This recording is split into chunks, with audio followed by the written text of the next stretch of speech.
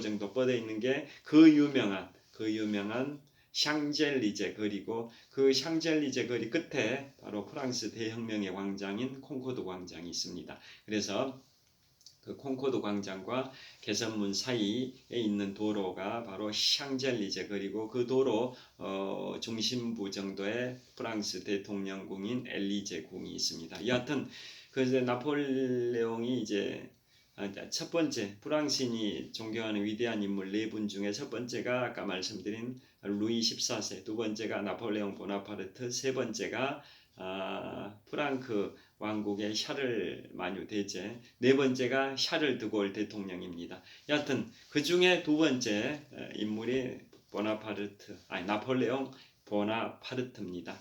자, 그래서 나폴레옹 굉장히 프랑스인의 자존심이기도 한데요. 그 루이 14세, 그 네 분의 위대한 인물 중에 루이 14세는 72년 4개월 동안 프랑스를 통치하다 보니까 후손들이 다 병으로 죽거나 뭐 여러 가지 이유로 해가지고 주로 질병, 홍역, 그 다음에 장티푸스 이런 요즘에 항생제들이 발달돼 가지고 그러게 어렵지 않게 치료할 수도 있는데, 그 당시 1700년대, 지금부터 약 300년쯤 전이죠. 그 시절에는 항생제 이런 게 없다 보니까 홍역, 장티푸스 이런 게 걸리면 쉽게 치료가 안 돼서 죽음을 맞이하는 경우가 많았었는데요. 특히 루이 14세의 재위 기간이 72년 4개월 동안이나 통치를 하다 보니까 자녀들이 빨리 죽어버리는 거죠. 아버지가 계속 왕에 있는데 자녀, 손자들이 죽어버려서 결국 루이 14세는 자녀도 죽어버리고 손자도 죽어버리고 첫 번째 증손자도 죽어버리고 두 번째 증손자가 루이 14세의 왕위를 승계해서 루이 15세가 됩니다. 즉 루이 15세는 루이 14세의 후계자인데요. 루이 14세의 둘째 증손자가 루이 15세고, 그 루이 15세 시절에 나폴레옹이 지중해 코르시카에서 태어났습니다. 그 다음에 그 루이 15세의 손자가 또 루이 16세고, 그 루이 16세가 프랑스 대혁명에서 그 격동의 시기에 프랑스 대혁명의 광장 단두대에서 처형이 됐고, 그의 왕비 마리 앙뚜아네트도 단두대에서 처형이 됐는데요. 자, 그래서 나폴레옹은 지중해 코르시카 섬에서 루이 15세 시절에 태어났고, 루이 16세 시절에 군인의 길을 걷기 시작했고요. 그 다음에 프랑스 육군사관학교가 4년 과정인데 9개월 만에 조기 졸업을 할 정도로 굉장히 탁월한 군인 능력을 발휘했던 인물이 나폴레옹이고요. 나폴레옹은 그러게 무공만 출중한 게 아니라 지도력만 뛰어난 게 아니라 독서를 무려 평생 52평생을 살면서 무려 8,000권의 책을 읽었습니다. 아까 제가 명나라 말기 청나라 초기에 대유학자 고현무의 말을 말씀드렸는데요. 만권의 책을 읽고 만리의 길을 여행해라. 독만권서 행만리로라는 말에 있듯이 만권의 책을 읽으면 글쓰기가 신의 경지에 이른다라는 과장된 표현이 있듯이 나폴레옹은 만권에 육박하는 책 8,000권의 책을 읽었던 인물이기도 하고, 전투 중에 말을 타고 이동하면서도 책을 봤다라는 일화도 있을 정도로 독서를 좋아했습니다. 그러니까 나폴레옹이 이렇게 최고의 군사 전략가로서 그 유럽 대륙을 20년 정도 평정했던 그 무공만 출중한 게 아니라 문과 무를 겸비한 그러한 영웅, 불세출의 영웅이었다라는 생각이 듭니다. 자, 그래서 나폴레옹은 그런 식으로 25살에 이제 장군이 됩니다. 장군. 자, 25살에 장군이 됩니다. 그 다음에 30살에 쿠데타를 일으킵니다. 1799년 11월 9일 이른바 브르메르 18일의 쿠데타라고 해서, 브르메르는 안개의 달이란 뜻입니다. 안개가 끼어있다. 안개가 자욱하게 끼어있다. 안개의 달이라 해서 그것을 브르메르라고 하는데요. 그 안개의 달 브르메리 18일이 양력 서기로는 1799년 11월 9일입니다. 나폴레옹의 나이 30살의 나이에 쿠데타에 성공을 하고 성공하면 혁명이요, 실패하면 쿠데타하지 않습니까? 지금 영화 이틀 전에 나폴레옹이 개봉됐을 뿐만 아니라 지금부터 무려 43년 전 상황을 그리고 있는 44년 전, 지금부터 44년 전 상황인 1979년 12.12 군사 쿠데타를 소재로 한 영화 서울의 봄이란 영화가 뭐 개봉 2주 만에 관객이 500만을 돌파할 정도로 MZ 세대 분들로부터, 즉 그 시절을 44년 전 12.12 군사 쿠데타 시절을 겪어보지 못한 MZ 세대 분들이 엄청나게 주요 관객을 이루고 있다고 하는데요. 자, 성공하면 그 혁명이요, 실패하면 쿠데타라고 하는데요. 그 당시에는 성공을 해서 자기들은, 그 군부 독재자들은 혁명이라고 칭했을지 모르지만 지금 와서는 역사는 바로 세워진다라는 말이 있듯이 지금은 그것을 군사반란 쿠데타라고, 또 실제 그 전직 대통령 두 사람이 군사 반란죄 혐의로 해서 대법원에서 무기징역 확정 판결까지 받았던 그런 역사 바로 세우기가 됐었던, 즉 그것은 군사 반란, 군사 쿠데타이지 혁명이 아니다라는 것은 역사를 통해서 심판을 받았다라는 거 다 아실 겁니다. 여하튼 나폴레옹이 30살의 나이 1799년 11월 9일에 쿠데타를 일으켜서 집권하고, 그리고 35살의 나이인 1804년 12월 2일에는 본인 스스로가 황제가 됩니다. 황제. 프랑스 대혁명이라는 게 뭘까요? 인류 최초의 성공한 시민혁명인데요. 그 전까지는 군주제였죠. 국가의 지도자가 세습을 통해서 왕이 또는 황제의 자리가 승계되는 그러한 구조였다면, 이제는 공화제, 공화제라는 것은 국가의 지도자를 국민이 직접 선택하는, 선거를 통해서 선택을 하는, 그게 공화제이지 않습니까? 대한민국은 민주공화국이라고 헌법 1조에 명시되어 있듯이. 그래서 그 전에 수천 년 동안의 군주제가 타파되고 철폐되고 공화정이 실현된 게 바로 인류 최초의 성공한 시민혁명인 1789년 7월 14일에 프랑스 대혁명이고, 공교롭게 같은 연도에 인류 최초의 대통령제가 미국에서 시행이 돼서 초대 대통령 조지 워싱턴이 프랑스 대혁명이 일어났던 1789년에 미국의 초대 대통령에 취임을 합니다. 자, 그래서 민주주의 역사에 있어서 프랑스 대혁명과 미국의 대통령제는 굉장히 중요한 의미가 있다는 거 다 아실 텐데요. 여하튼 공화제가 쭉 한동안 가다가 1804년에 나폴레옹이 황제가 되면서 이제는 공화정이 제정으로 바뀌어버리죠. 황제가 통치한다 해서 황제 제자 제정이라고 하지 않습니까? 자, 그래서 나폴레옹은 35살에 황제가 됩니다. 그 다음에 이제 나폴레옹도 최고의 영광을 가져온 1805년 12월 2일에 황제 즉위 1주년 때 있었던 아우스터리츠 전투가 있었고, 그 영광을 영원히 기념하기 위해서 아까 개선문을 공사했다고 말씀드렸고요. 그런데 나폴레옹도 이제 쇠락기가 있고, 그로부터 아우스터리츠 전투로부터 10년 후인 1815년 6월 18일에는 워털루 전투에서 패배해가지고 남대서양의 외로운 섬 세인트 헬레나로 유배돼서 그곳에서 1815년 10월 15일부터 1821년 5월 5일까지 약 5년 반 정도 유배 생활을 하다가 52세의 나이로 지금부터 202년 전인 1821년 5월 5일에 52세의 나이로 파란만장한 삶을 마감했습니다. 자, 그러한 일대기를 간단히 말씀을 드렸고요. 여하튼 이 사진을 지금 첫 번째 명언을 제가 이제 소개를 해드립니다. 첫 번째, 나의 사전에 불가능이라는 단어는 없다. 워낙 유명한 삼척동자도 다 알고 있는 그 명언이죠. 나폴레옹이 나의 사전에 불가능이라는 단어는 없다. 그러다 보니까 우리 5, 60대 기성세대 분들께서 학창시절에 참고도서 완전정복의 표지 그림에 그 불가능이란 없다라는 그 말을 했던 나폴레옹, 나폴레옹의 사진이 참고 도서의 표지 그림으로 있었다는 것은 그 당시에는 학력고사 세대인데요. 학력고사를 대비하는 참고 서적으로서 불가능하지 않으니까 열심히 노력하면 원하는 대학에 입학할 수 있으니까 뭐든지 가능하다라는 신념을 갖고 열심히 공부해라, 이런 의미에서 참고 도서 완전 정복의 표지 그림이 이 그림을 사용했던 걸로 저는 추측을 하는데요. 여하튼 그 나의 사전에 불가능이라는 단어는 없다, 그 말의 유래를 제가 말씀드리겠습니다. 바로 이 그림과 관련이 됩니다. 자, 이게 언제 있었냐?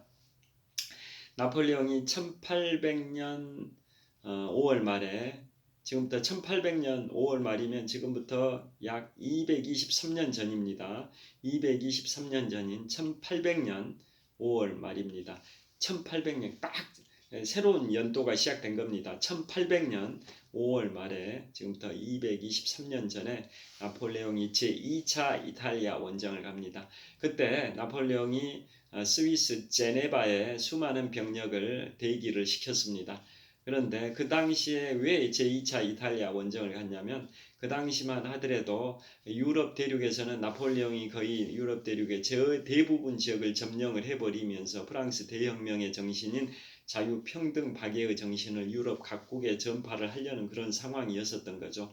그러면서 나폴레옹이 그 프랑스 대혁명의 과정에서 국왕이었던 루이 16세 왕비 마리 앙뚜아네트를 1793년에, 즉 프랑스 대혁명이 발발한 지 4년이 됐던 1793년 1월에는 국왕인 루이 16세를 대혁명의 광장 단두대에서 처형하고, 9개월 후인 1793년 10월에는 왕비 마리 앙뚜아네트도 단두대에서 처형하고, 또 3,000명 정도의 귀족, 왕족들도 다 단두대에서 몰살을 시켜버리니까 그러한 분위기들이 유럽 각국으로 전파되는 것에 큰 위기의식을 느꼈던 유럽 각국들이 동맹을 맺어서 나폴레옹의 프랑스군에 대항한 게 이른바 대프랑스 동맹이지 않습니까? 유럽 본토에서는 신성 로마 제국 겸 오스트리아가 그걸 주도했고, 섬나라에서는 영국이 주도 맹주 국가라, 대프랑스 동맹의 맹주가 영국이었는데요. 여하튼 그 과정 격동의 그 시기에 나폴레옹은 이제 제2차 이탈리아 원정을 가는 이유가, 이탈리아 북부 지역을 그 당시에 신성 로마 제국 겸 오스트리아가 지배를 하고 있었는데요. 나폴레옹 군사에 이제 맞서니까 나폴레옹이 격퇴시키기 위해서 제2차 이탈리아 원정을 갑니다. 그때 프랑스의 선발대들은 그 이탈리아의 북서부 그 제노바에서 계속 패배를 거듭하고 있었습니다. 자, 스위스에는 제네바가 있고요.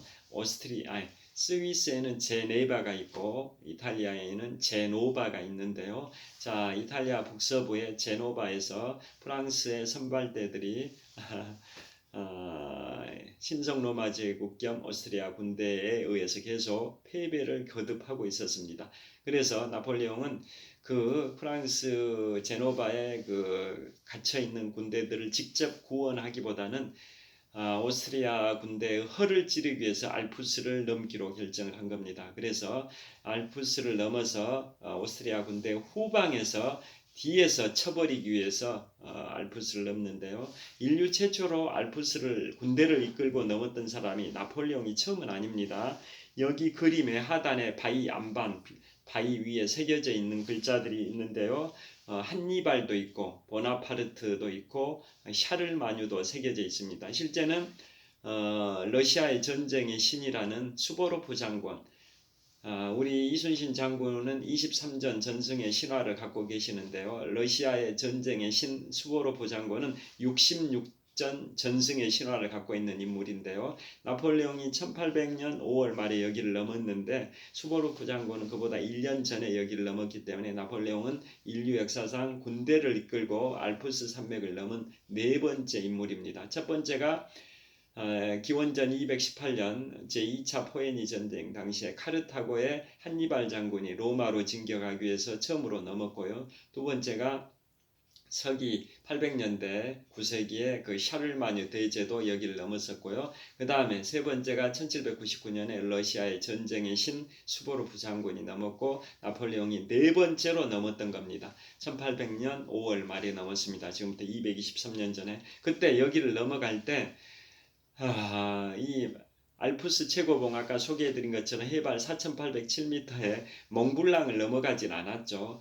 생베르나르도 협곡입니다. 생베르나르도 협곡을 넘어가야 하는데 2,500고지입니다. 해발 2,500고지 거기를 넘어가야 하는데 우리 백두산이 2,744m니까 백두산보다는 낮지만 남한의 최고봉 한라산 1950m나 또 남한 육지에서 최고봉 지리산 천왕봉 해발 1915m보다 높습니다. 해발 2500m 고지 생베르나르도 협곡을 넘어가야 하는데 나폴레옹은 인류 역사에서 다른 선현들이 거기를 넘어간 적이 있기 때문에 자기는 가능하다고 생각을 한 겁니다. 자기도 가능하다고.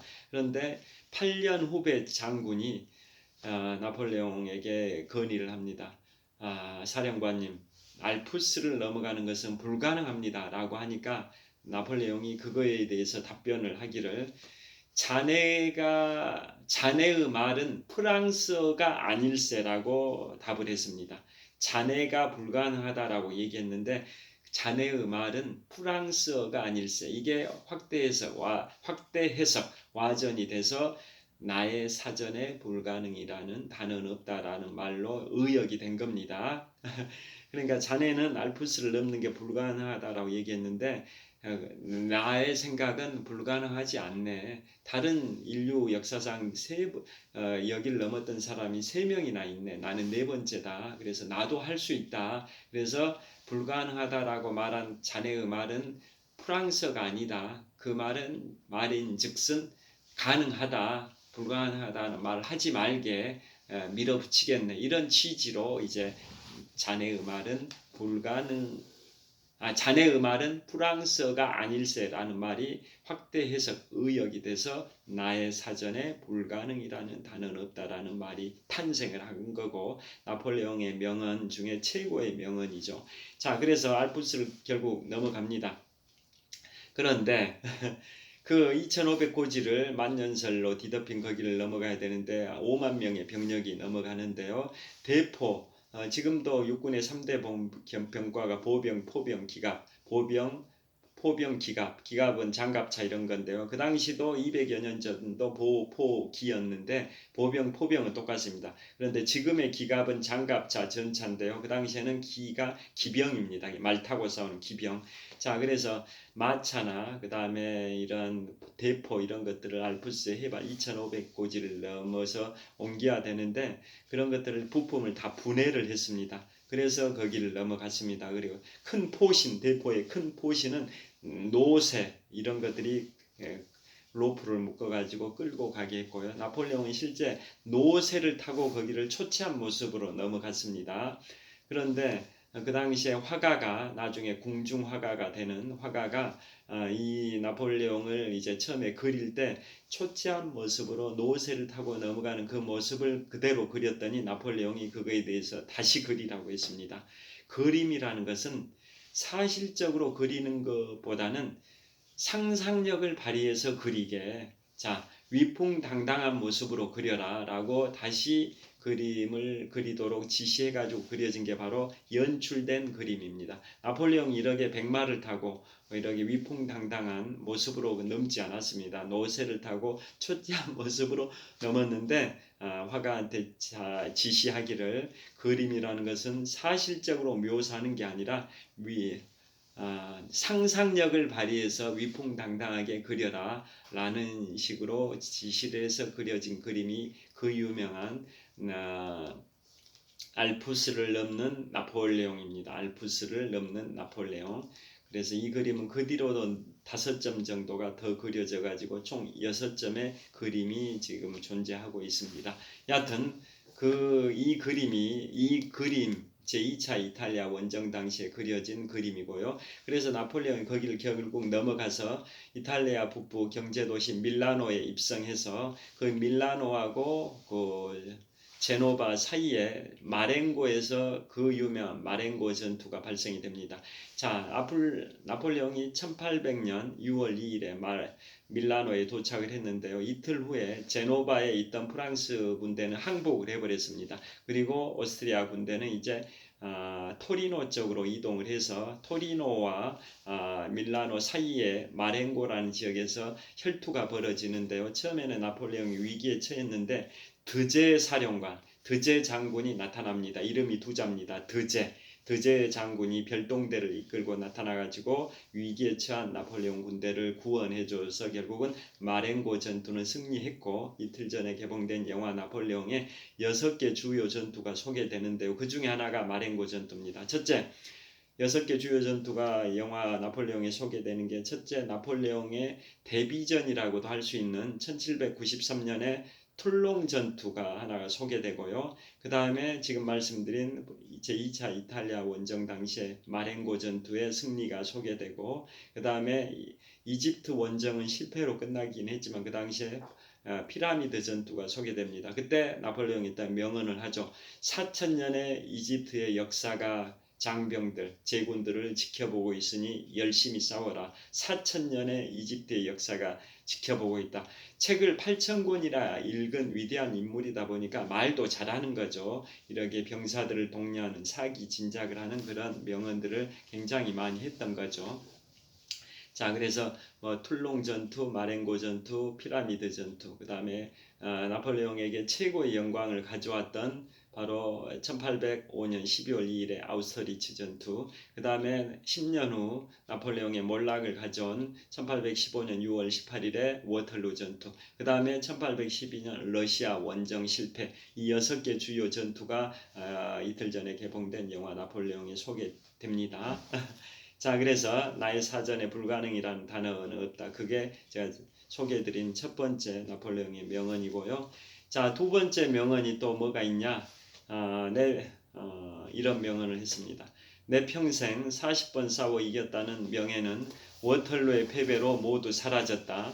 그러나 영원히 남을 것이 하나 있다. 그것은 나의 민법전이다. 라는 말을 했을 정도로 나폴레옹이 평생 수많은 전투에서 40번 승리를 했습니다. 40번. 그 중에 최고의 영광을 가져온 게 아까 말씀드린 1815년 12월 2일에 아우스터리츠 전투, 지금의 체코 땅에서 발생된 아우스터리츠 전투인데요. 자, 그런데 나폴레옹의 몰락을 가져온 전투가 그로부터 10년 후 1815년 6월 18일에 지금의 벨기에 땅에서 발생된 워털루 전투에서 패배하면서 몰락을 가져왔는데요. 그래서 나폴레옹이 40번 싸워가지고 이겼던 그 전투의 영광은 워털루의 패배로 이제 모두 사라졌다. 그러나 영원히 남을 것이 하나 있다. 그것은 나의 민법전이다 라고 할 정도로 나폴레옹 민법전은 유명합니다.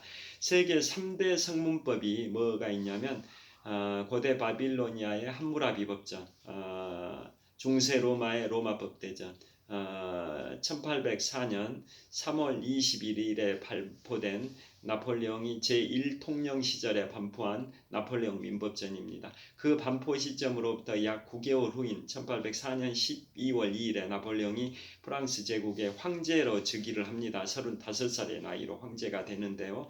황제가 되기 대략 9개월 전인 1804년 3월 21일에 반포한 게 세계 3대 성문법 중에 하나인 나폴레옹 민법전이고, 그 민법전은 얼마나 유명하냐면 대륙법계의 원류가 시초가 됩니다. 영미법은 판례법 위주고 대륙법은 이제 성문법 위주라는 거 다 아실 텐데요. 그 나폴레옹 민법이 독일 거쳐서 일본 거쳐서 우리 대한민국에도 시행되고 있는 그 민법의 뿌리가 되는 게, 근대 시민법의 뿌리가 되는 게, 근대 시민법의 3대 원리 아시죠? 소유권 절대 원칙, 계약 자유의 원칙, 과실 책임주의, 이게 근대 시민법의 3대 법리 원리인데요. 그게 다 함축이 되어 있는 게 바로 나폴레옹 민법전인데, 조문이 무려 2281개 조문입니다. 2281개 조문인데요.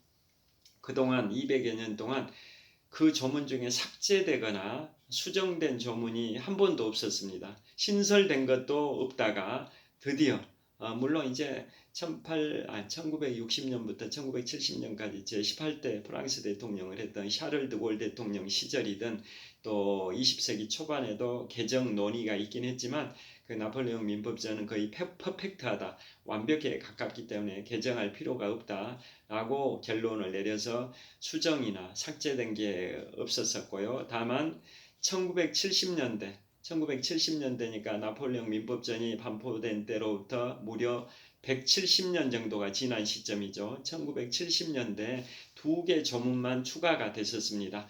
공유재산권 행사에 관한 조문과 부동산 개발 사업에 관한 개발사업 계약에 관한 조항, 이 2개 조문만 추가됐을 뿐이지 그동안 170년의 세월 동안 삭제되거나 수정된 게 없었는데요. 그러다가 드디어 지금부터 6년 전인 2017년에 몇 개 조문이 이제 개정이 되고 이런 게 있었습니다. 여하튼 무려 1804년에 반포되고 2017년 개정될 때까지 무려 얼마의 세월이겠습니까? 213년의 세월, 213년의 세월 동안 삭제되거나 수정된 게 하나도 없었고 2개 조문만 1970년대에 추가됐을 뿐인 그 정도의 완벽한 퍼펙트한 법전으로 평가받는 법이 세계 3대 성문법 중에 하나인 나폴레옹 민법전이고 그게 독일, 일본 거쳐서 대한민국에도 시행이 되고 있는 그걸 기본 골자로 우리 대한민국 민법도 만들어졌다라고 보시면 되겠습니다. 그래서 나폴레옹의 명언 두 번째가 내 평생 40번 싸워 이겼다는 승리의 명예는 워털루의 패배로 모두 사라졌다. 그러나 영원히 남을 것이 하나 있다. 그것은 나의 민법전이다라는 명언을 한 겁니다. 그 다음에 세 번째, 죽은 황제보다 살아있는 졸병이 훨씬 가치가 있다. 반대로 해석을 하면, 반대로 달리 표현하면 살아있는 졸병이 죽은 황제보다 훨씬 가치가 있다. 그만큼 목숨 건강이 소중하다라는 거죠. 살아있는 졸병이 죽어버린 황제보다 훨씬 가치가 있다 이런 겁니다. 자, 성경 마가복음 8장 36절의 말씀에 이런 말씀이 있습니다. 사람이 만약 온 천하를 얻었다 할지라도 목숨을 잃으면 무엇이 유익하리오라는 말이 있습니다. 자, 우리 속담에 개똥밭에 굴러도 저승보다 이승이 낫다 이런 말이 있듯이 그만큼 목숨 건강이 소중하다라는 의미입니다. 나폴레옹의 명언 세 번째가 바로 살아있는 졸병이 죽은 황제보다 훨씬 가치 있다라고 말을 했습니다. 그게 세 번째고요. 네 번째, 훌륭한 장군은 전쟁에 관한 해박한 지식, 올바른 판단력, 용기, 강인한 책임감을 갖춰야 한다. 그리고 무엇보다도 부하를 대함에 있어서 공정함을 잃지 않아야 된다라는 명언을 했습니다. 자, 다 공감하실 겁니다. 자, 우리나라 1000만 관객을 돌파한 영화가 20여 편 되는데요. 그 중에 랭킹 1위가 뭘까요? 2014년에 개봉된 영화 명량입니다. 최민식 씨께서 이순신 장군 역할을 했던 명량이 최고 흥행 1762만 관객을 동원했는데요. 이순신 장군도 위대하신 인물이죠. 그러다 보니까 우리 대한민국의 수도 서울의 한복판 광화문 광장에는 1968년도에 이순신 장군 동상이 세워졌는데요. 자, 충무공 이순신 장군도 정말 위대한 장군으로 평가받는 이유 중에 하나가 방금 말씀드린 것처럼 나폴레옹의 명언 네 번째 나온 것처럼 훌륭한 장군은 전쟁에 관한 해박한 지식, 올바른 판단력, 용기, 강인한 책임감이 있어야 되고 무엇보다도 부하를 대함에 있어서 공정함을 잃지 않아야 된다. 부하를 공평하게 대해야 된다. 이런 의미가 되겠죠. 이 충무공 이순신 장군께서도 그런 걸 다 갖추신 분이라고 저는 생각을 합니다. 자, 나폴레옹의 명언이기도 합니다. 자, 그 다음에 나폴레옹의 명언 다섯 번째. 뭐가 있을까요? 자, 한번 또 이런 명언이 있습니다. 계속 말씀에 집중하다 보니까 얼른 생각이 안 나는 부분이 있는데요. 또 이게 있습니다. 숙고할 시간을 가져라. 그러나 행동할 시간이 되면 생각을 멈추고 돌진하라. 굉장히 중요한 말이죠. 숙고할 시간을 가져라. 그러나 행동할 시간이 되면 생각을 멈추고 돌진하라. 자, 우리나라 최고의 그룹인 삼성그룹의 인사 철학이기도 한데요. 중국 송나라의 역사서 송사가 있습니다. 송사에 그런 말이 있습니다. 의인불용, 용인불의라는 말이 있습니다. 의심스러운 사람은 채용하지 말고 채용을 했다면 의심하지 말고 믿고 맡겨라. 이런 말이 삼성그룹의 인사 경영 철학이기도 하고 삼성의 창업회장이신 이병철 창업회장님, 또 선대회장이신 이건희 회장님, 또 현재의 삼성 회장님이신 이재용 회장님도 같은 인사 경영 철학을 갖고 계신 걸로 알고 있는데요. 중국 송나라의 역사서 송사에 그 말이 나옵니다. 의인불용, 용인불의. 의심스러운 사람은 채용하지 말고, 그러나 채용을 했다면 더 이상 의심하지 말고 믿고 맡겨라, 이런 뜻인데요. 방금 말씀드린 나폴레옹의 그 명언과도 일맥상통한다고 생각을 합니다. 숙고할 시간을 가져라. 그러나 행동할 시간이 되면 생각을 멈추고 돌진하라. 즉 인사 경영도 사람을 채용할 때는 충분히 숙고해라. 그러나 일단 채용을 했다면 더 이상 숙고하거나 의심하지 말고 믿고 맡겨라, 이런 의미인 거죠. 자, 그런 의미가 있고요. 그 다음에 또 나폴레옹의 명언에 뭐가 있을까요? 자, 1% 가능성, 그것이 나의 길이다 라는 명언을 했습니다. 1%의 가능성, 그것이 나의 길이다. 자, 이 말은 나폴레옹의 명언이기도 하고, 즉 1%의 가능성만 있어도 도전을 한다, 이런 의미인 거죠. 단 1%의 가능성만 있어도 도전을 한다라는 나폴레옹의 명언, 1%의 가능성, 이것이 나의 길이다 라는 명언을 했는데요. 자, 아까 소개해드렸던 저의 인문학 서적 두 번째 작품 부제목이 뭐냐? 근대 등산의 발원, 몽블랑부터 인류 최초의 산악 그랜드 슬램까지라고 되어 있는데요. 이 부제목이 왜 근대 등산의 발원이 몽블랑이냐면 프랑스 대혁명이 일어나기 3년 전인 1786년에 인류 최초로 알프스 최고봉 등정에 성공했고, 그때부터 이 등산은 더 이상 두려움의 대상, 경외의 대상이 아니라 이제 스포츠의 영역, 도전의 대상, 상징으로 된 겁니다. 그래서 근대의 등산의 발원이 1786년 알프스 최고봉 몽블랑 최초 등정 때 근대 등산이 시작됐다, 이런 의미고요. 그 다음에 인류 최초의 산악 그랜드 슬램을 달성하신 고 박영석 대장님이 2005년도에 최초로 달성을 하셨는데요. 자, 고 박영석 대장님은 아까 산악 그랜드 슬램을 달성을 하실 때 왜 제가 이 대목에서 1% 가능성 관련해서 박영석 대장님을 또 말씀드리냐면, 박영석 대장님께서 2005년도에 인류 최초의 산악 그랜드 슬램을 달성하실 때 했던 말씀이기도 합니다. 나폴레옹이 1%의 가능성, 그것이 나의 길이다라는 말을 했을 뿐만 아니라 고 박영석 대장님께서 2005년도에 인류 최초로 산악 그랜드 슬램을 달성하신 그 시점에도 국내 북극점에 도달하셔가지고 국내 언론사와 위성전화 통하면서 1% 가능성이 있어도 나는 도전을 포기하지 않는다라고 명언을 남겼기 때문에 이 대목에서 소개해드리는데요. 아까 말씀드린 것처럼 산악 그랜드 슬램이라고 하면 히말라야 8,000m급